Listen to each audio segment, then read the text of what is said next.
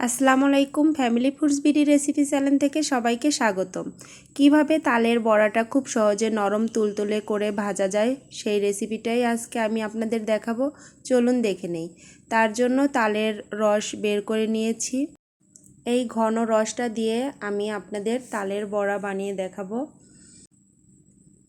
এবার আমি একটা বাটি নিয়ে নিলাম আর নিচ্ছি 1 কাপ চাউলের গুঁড়ি। শুকনো চাউলের গুঁড়ি আমি নিয়েছি, আপনারা চাইলে ভেজা চাউলের গুঁড়ি দিয়েও করতে পারেন।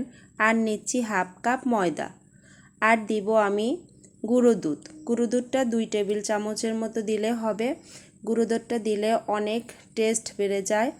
লবণ দিলাম পরিমাণ মতো, আর দিচ্ছি কালা জিরা, আর দিব 1/2 কাপ চিনি।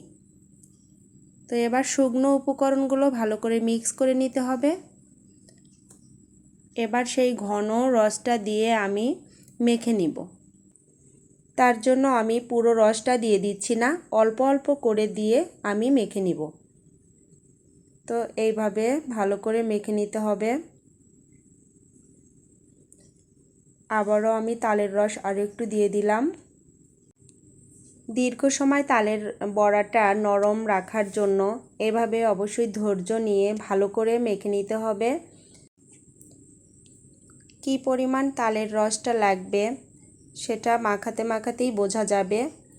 তো এইভাবে আমি মেখে, যেহেতু আমি চাউলের শুকনো গুঁড়ো নিয়েছি তার জন্য মেখে রেখে দিব 20 মিনিট।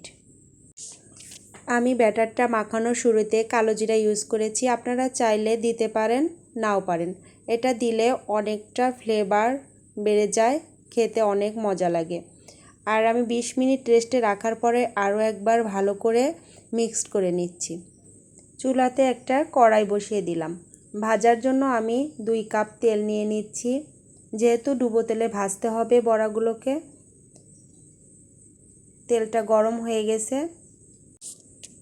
এবার ছোট ছোট আকারে আমি বড়াগুলোকে ভেজে নিব।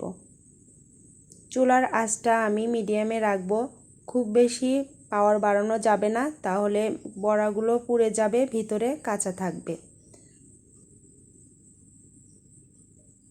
তো এইভাবে আমি খুন্তি দিয়ে উল্টিয়ে পাল্টিয়ে দিব। দেখেন বড়াগুলো কত সুন্দর ফুলে উঠেছে।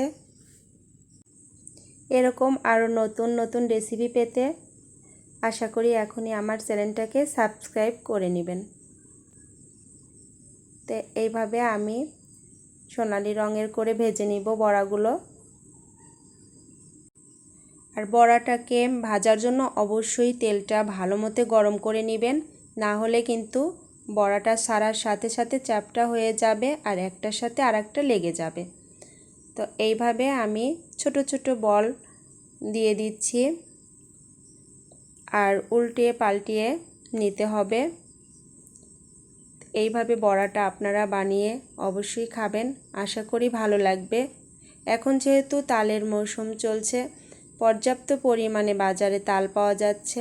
এইভাবে কালো জিরা গুঁড়ো দুধ দিয়ে বানিয়ে খেয়ে দেখবেন, আশা করি ভালো লাগবে। এভাবেই আমি সবগুলো তালের বড়া ভেজে নিলাম। তো তালের বড়াটা উপরে অনেক বেশি মুচমুচে হবে আর ভিতরে নরম সফট হবে।